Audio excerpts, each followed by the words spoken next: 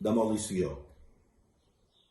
Després del desig ens guanya el desordre, i després del desordre ens domina el fred sobtat del recel.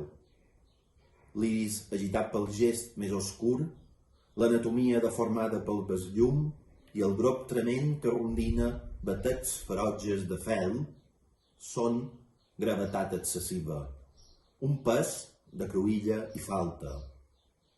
Esbuc, amb el nervi del pèndol, l'estructura consumida pel corc que el temps ha nodrit.